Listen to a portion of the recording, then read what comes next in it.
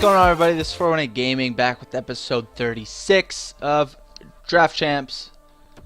We won our last one with the Young Guns team, the boys, Mitch Marner, Willie Nylander, I forget, his brother too, maybe? I'll catch you guys when the game starts, baby!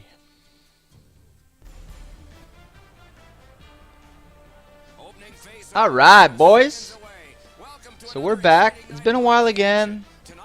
Big gaps between recordings. But I started up a new job recently, so I've been kind of busy. Haven't had the time to really sit down and record episodes.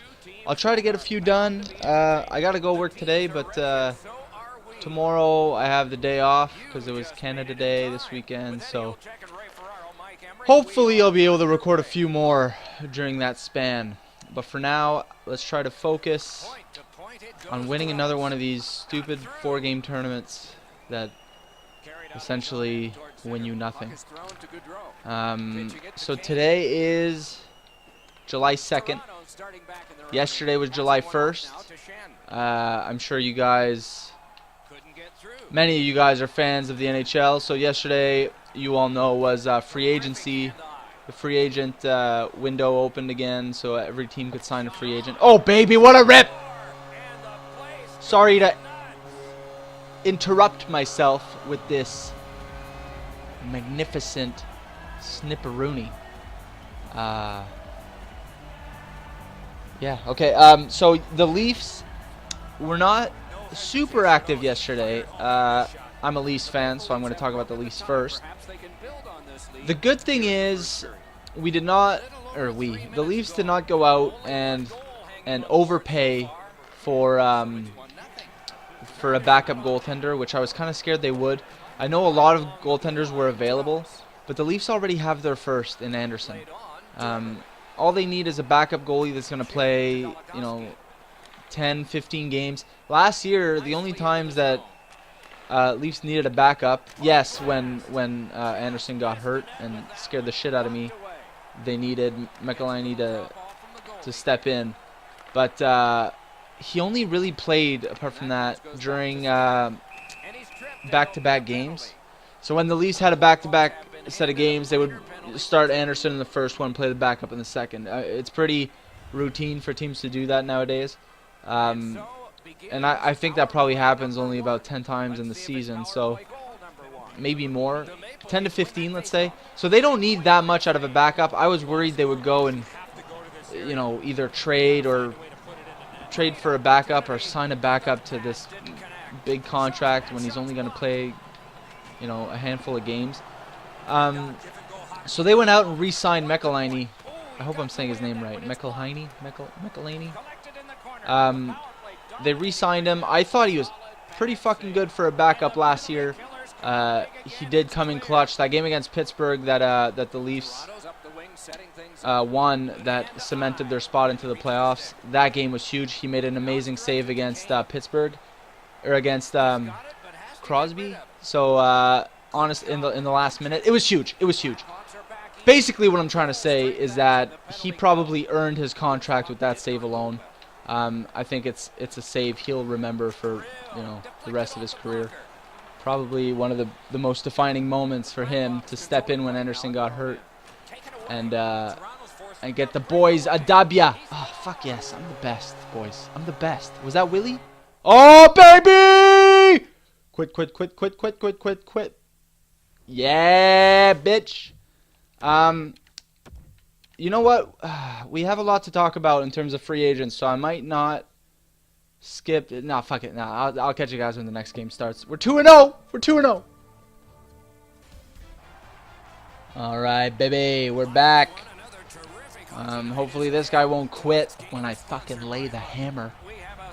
Anyways, just to finish my thought on the backup goalie situation in Toronto, they ended up signing McElhinney to 2 years for, I think, like $800K per year. So honestly, that's very reasonable. That's as cheap as you'll get him.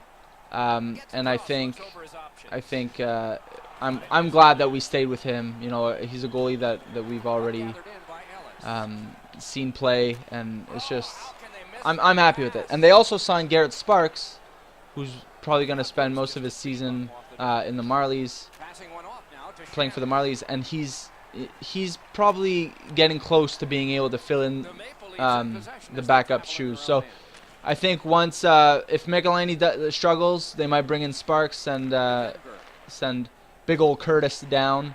But anyway, I think this just buys more time for our goalies to improve. And we do have Antoine Bibeau in the system as well. He's kind of had a strange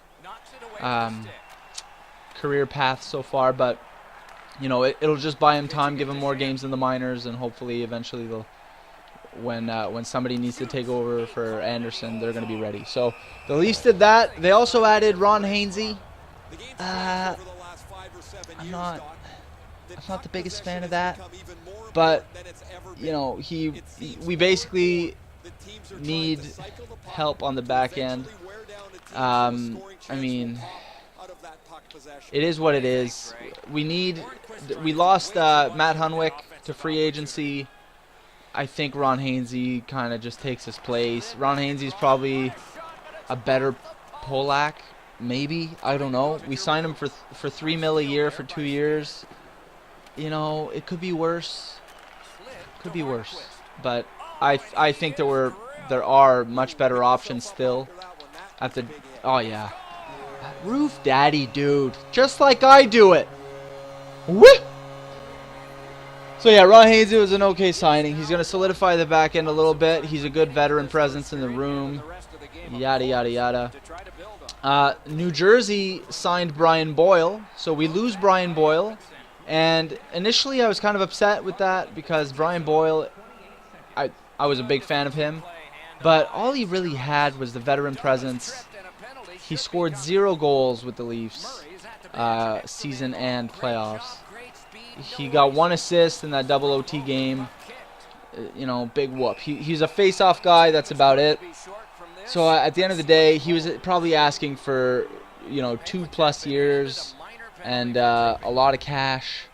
I think he signed with the Devils for somewhere around 2 mil, or 2 years. Sorry, 2.5 mil.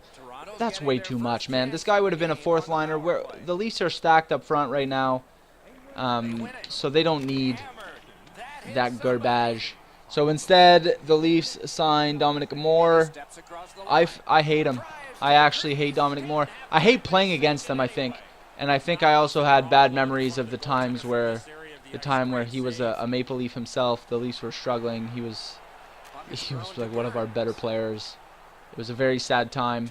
But again, we signed him 1 mil, 1 year contract. He's a 4th line guy.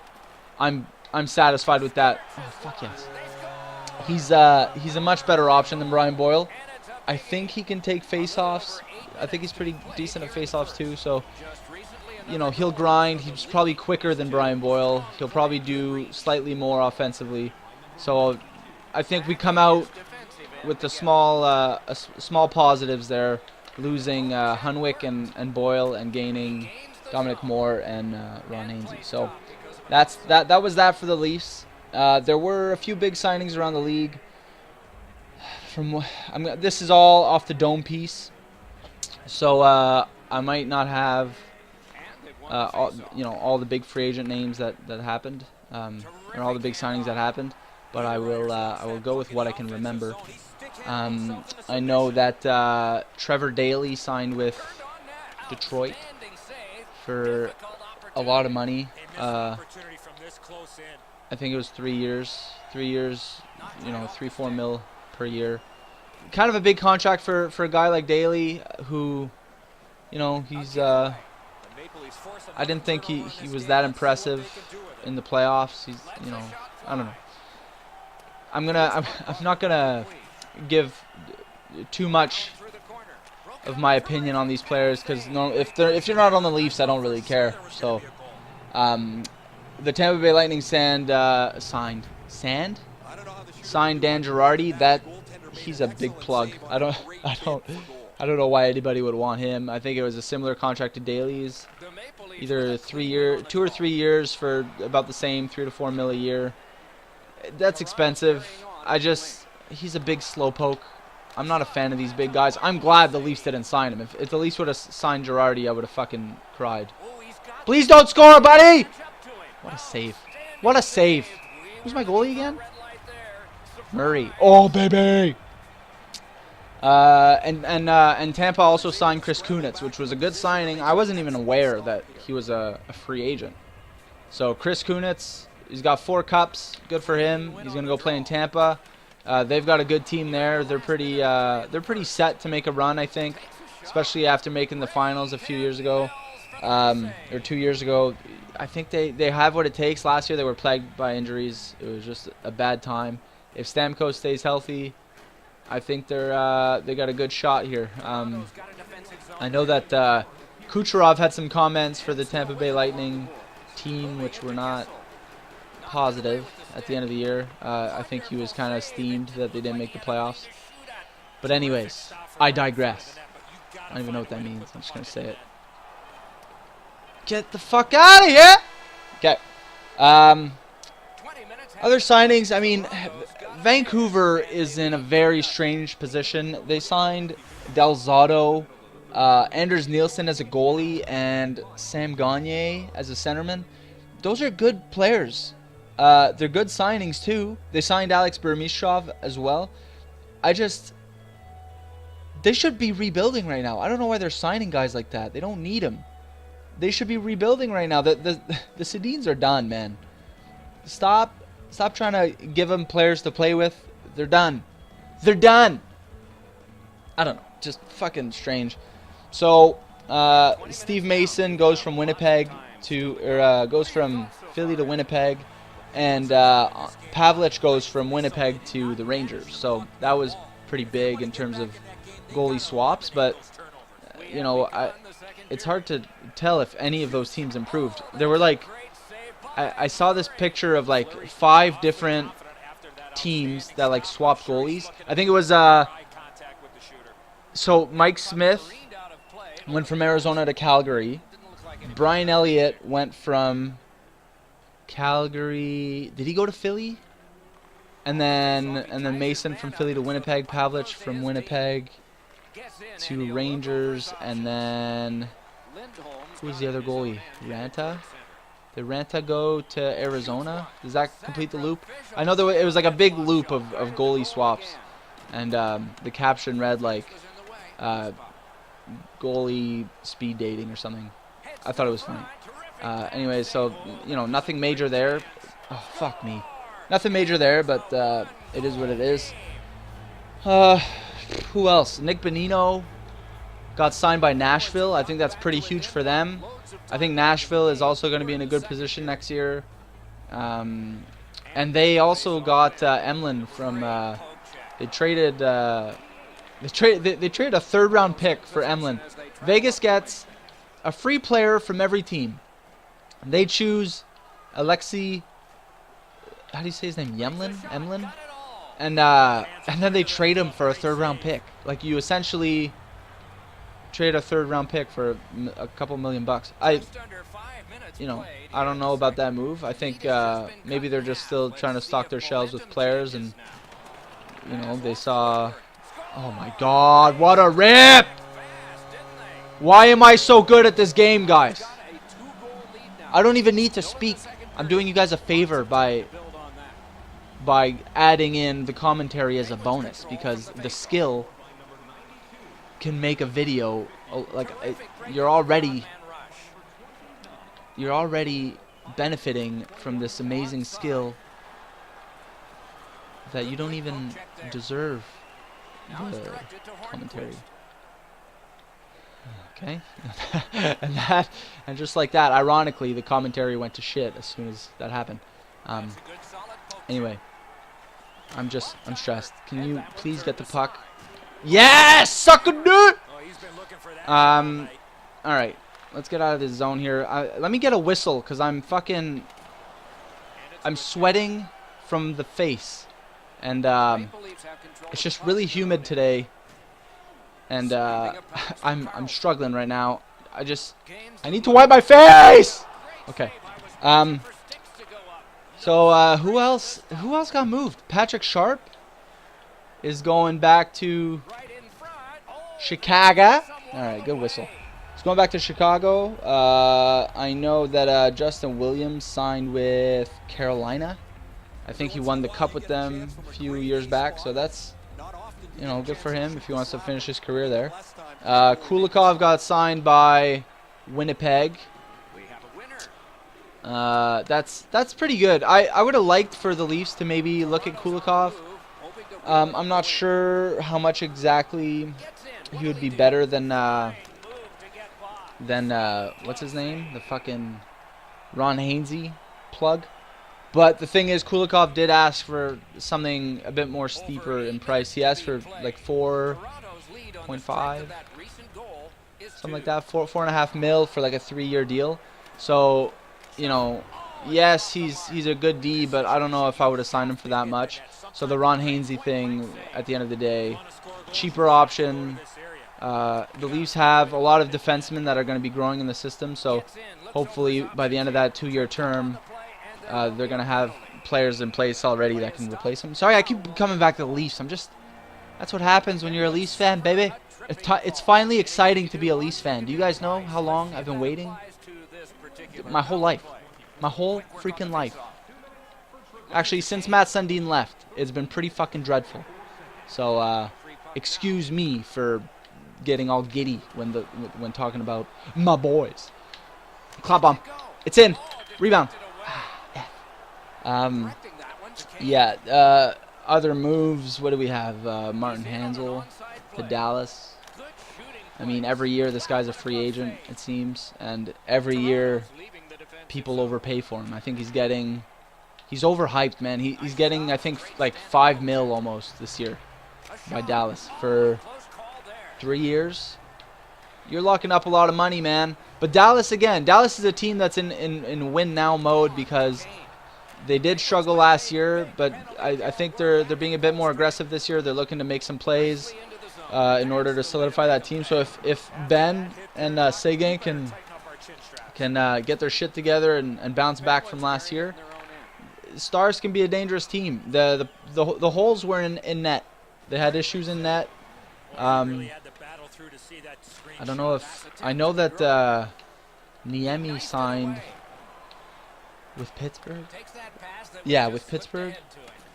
Niemi took a solid pay decrease. I think he's getting like 700,000 or 800,000 to play a backup role for Pittsburgh. I think he just wants a cup.